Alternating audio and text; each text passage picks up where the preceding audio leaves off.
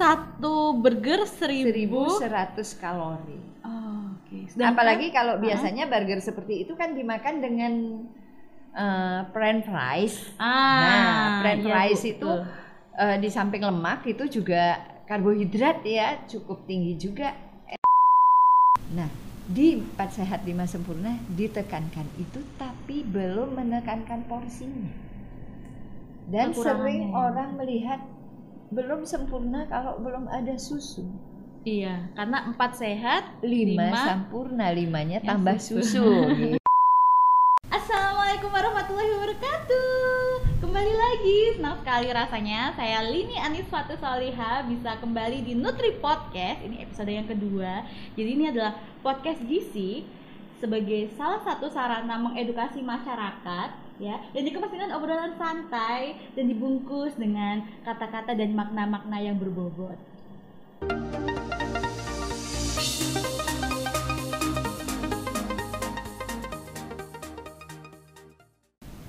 Dan kali ini saya ditemani oleh seorang narasumber yang cantik sekali, dan beliau ini adalah salah seorang PNS yang sudah senior di UPT Laboratorium Gizi Dinas Kesehatan Surabaya. Beliau adalah Ibu Nimade Krisnadewi. Halo Bu Made. Halo, assalamualaikum Bu Lini. Waalaikumsalam warahmatullahi wabarakatuh. Senang ya Bu Made bisa di sini menyapa teman-teman.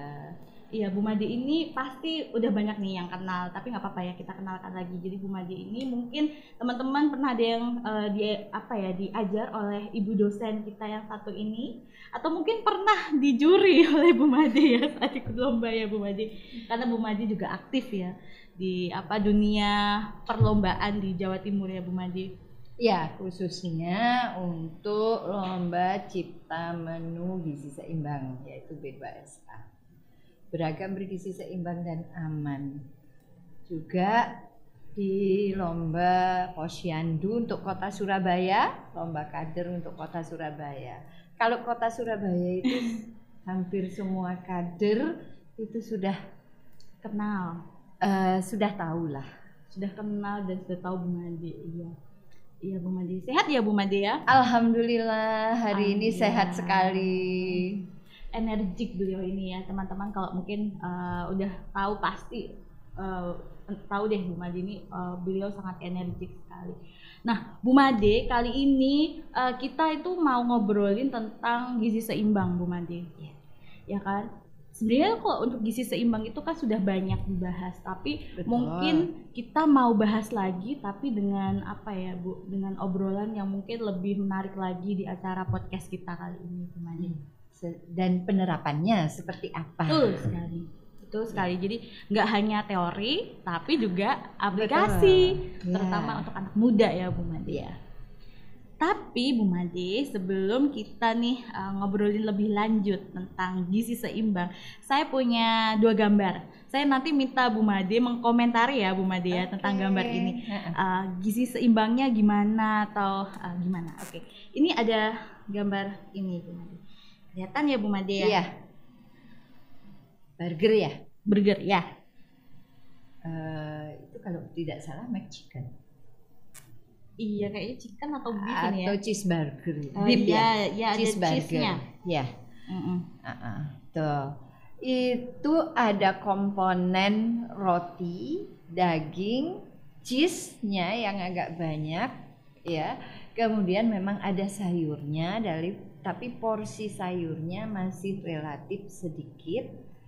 Nah, itu pernah saya hitung, itu berkisar antara 1100 kalori kurang lebih. Jadi kalau kita makan sehari 3 kali makan itu, kita sudah mengkonsumsi sekitar 3.300 kalori, amat sangat berlebih. Wow, satu burger 1100 kalori. Oke. Apalagi kalau biasanya burger seperti itu kan dimakan dengan french fries. French fries itu di samping lemak itu juga karbohidrat ya, cukup tinggi juga energinya. Karena ada kentang terus digoreng. Iya. Gitu ya. Iya, itu mungkin obesitas anak karena sangat penyuka cheeseburger itu. Padahal kayaknya mungkin kalau cheeseburger kan cuman segini ya Bu ya, sekali lap gitu. Dan nggak kenyang. Nggak kenyang.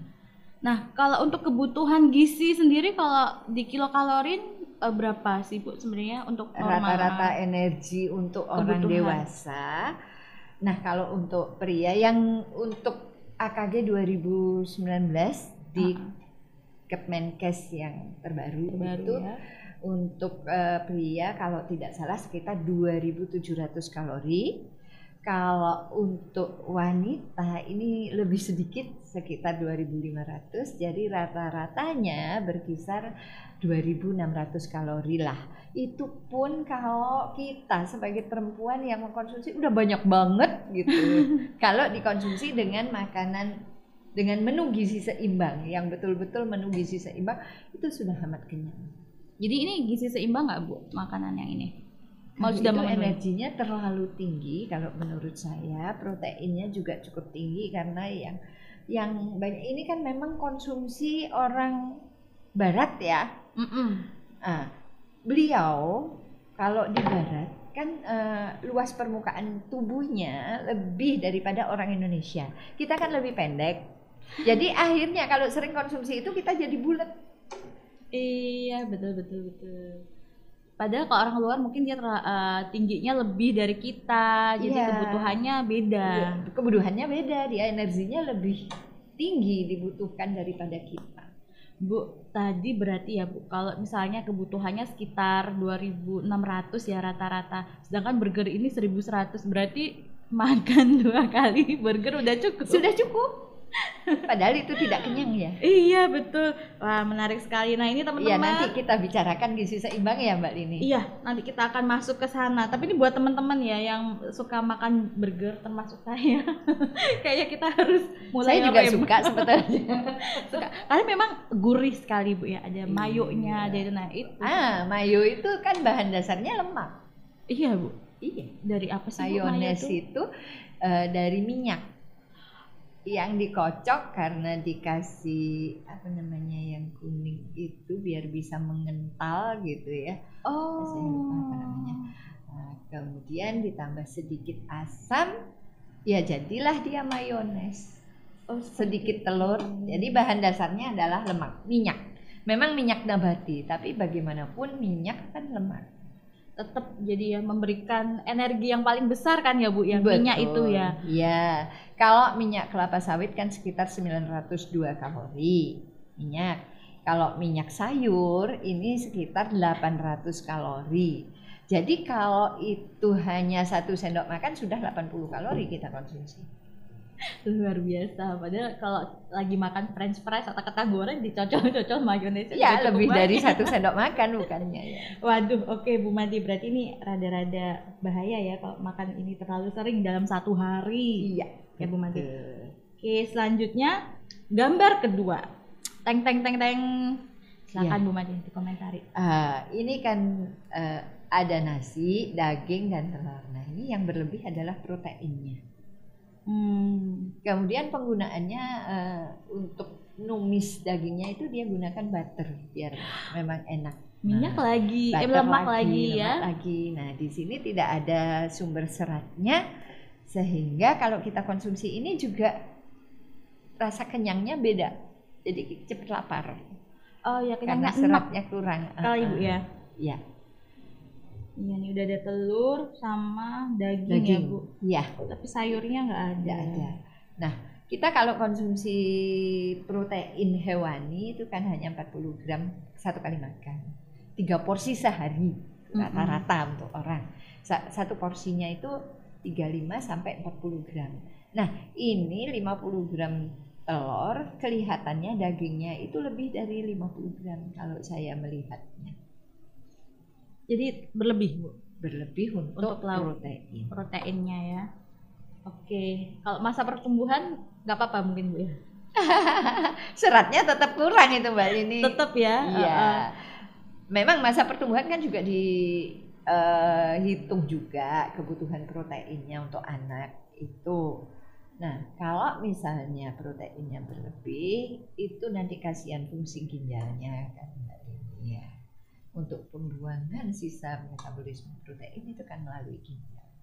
Iya, jadi sayangi ginjal kita teman-teman kalau gitu. Iya. Nah gimana nih? Saya udah berasa di juri gitu sama Bu Made ya. Udah kayak berasa masak terus di juri, padahal juga bukan masakan saya, tapi ini adalah makanan yang kayaknya sering kita makan di luar sehari-hari. Iya, apalagi kalau di luar ya Bu Made. Iya, Oke. Kayaknya yang lagi ngetren ya Mbak ini. Iya, yang populer nggak sih di masyarakat, ya kan? Nah, oke Bu Made, terima kasih Bu Made. Nah, kalau gitu kita lanjut lagi ya Bu Made ke bahasan kita selanjutnya.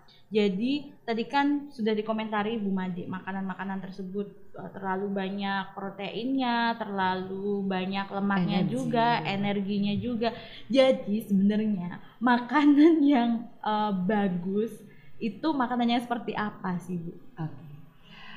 Nah, kita kan mengenal di Indonesia ini yang dipopulerkan oleh ketahanan pangan itu adalah menu B2SA. B2SA itu artinya beragam, bergizi seimbang. Gizi seimbang yang kita tekankan sebagai orang gizi, dan tentunya aman. Apalagi di masa Covid seperti ini ya, aman betul-betul kita lihat juga gitu ya.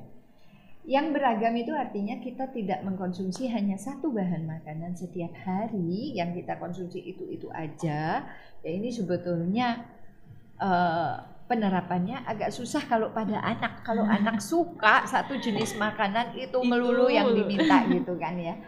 Nah, gizi seimbang ini sudah kita sosialisasikan kalau tidak salah itu mulai tahun 1999 itu sudah disosialisasikan sebagai pengganti dulu yang kita sebut paling gampang, itu yang paling dikenal oleh masyarakat adalah 4 sehat 5 sempurna.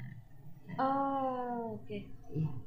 Kemudian pola makan kita itu sebetulnya kan harus ada makanan pokok, harus ada lauk nabati, lauk hewani, dan sayur gitu kan.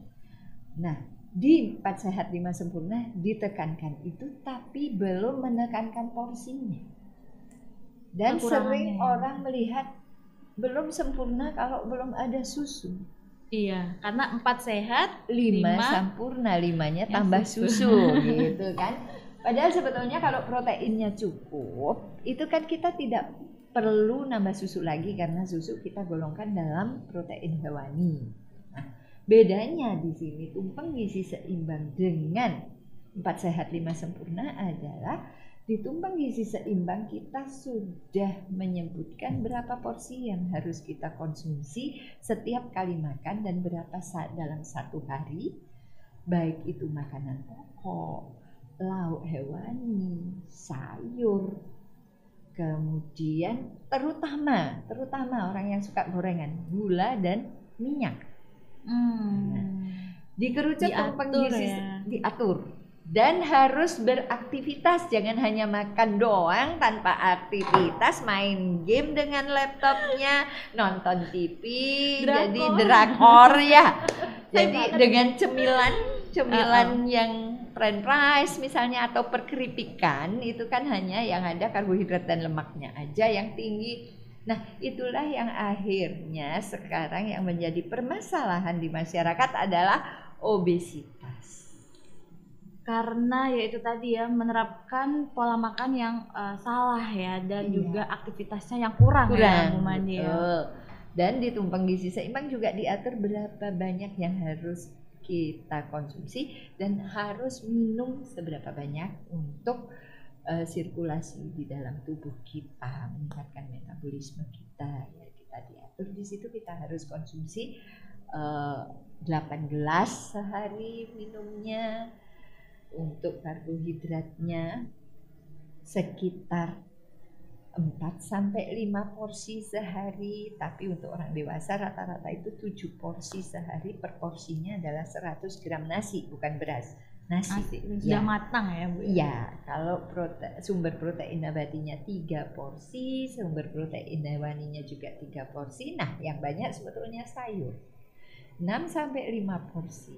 Sedangkan untuk lemak hanya boleh 6 porsi, artinya 6 sendok makan 30 gram. Kalau kita konversikan dalam gorengan, hanya 3 gorengan yang boleh kita konsumsi dalam satu hari. Dalam satu hari. Dan minuman manis hanya 1 gelas, karena yang boleh hanya 2 sendok makan gula. Itu pun kita tidak mengkonsumsi makanan manis. Bukan makanan yang berbumbu-bumbu juga ya Bu ya. Iya. Itu. Nah, ini saya harap juga bisa mengedukasi teman-teman yang milenial ya Bu ya. Betul. Karena mungkin kalau untuk orang gizi, sebenarnya kalau untuk gizi seimbang itu sendiri sudah mulai paham. Tapi kalau untuk orang-orang awam mungkin masih menggaung Bu, 4 sehat 5 sempurna. Sempurna, betul. Di mana-mana itu di TK, SD itu yang diajarkan masih 4 sehat 5 sempurna. Jadi mereka, nah sekarang kan lagi ngetren minuman-minuman yang kayak apa nih? Kayak misalnya lagi laris-larisnya itu si boba gitu ya. Kemudian apalagi yang lebih mahal dari itu? Apa Mbak Lini yang sering dipesan Mbak Lini tuh? Ketahuan deh. Teman-teman kantor. Itu kan gulanya tinggi, ya. Lebih dari 1 sendok 1 gelas itu. Gelas apalagi kalau gelasnya yang jumbo ya. Pesannya yang ya, itu kan lebih dari 2 sendok makan. Nah, kalau itu kita konsumsi sampai 2 kali kan sudah konsumsi gula kita sudah berlebih. Ya, itu makanya nanti arahnya makanya sekarang banyak sekali ya betul. Pabrik gula di beberapa ya memang ya. Kemudian konsumsi lemak dengan camilan gorengan itu kan paling gurih. Iya, itu yang saya juga belum bisa meninggalkan Mbak Lini sebetulnya. Itu seperti lagunya Rhoma Irama Bu. Kenapa yang enak-enak itu yang dilarang? Bukan dilarang, dibatasi. Jangan salah, kita nggak melarang. Nggak melarang, boleh kan? Tapi porsinya tadi jangan banyak Mbak. Yang pas lah, yang sesuai. Yang sesuai. Nanti kita kasih contohnya berapa yang harus dikonsumsi ya Mbak Tini. Iya betul sekali. Nah kayaknya nanti akan lanjut nih ke part yang kedua. Kita nanti akan lanjut ke penerapannya. Kayak gimana sih sebenarnya gizi seimbang kalau diterapkan di makanan kita sehari-hari. Jadi tetap ikutin kita ya teman-teman.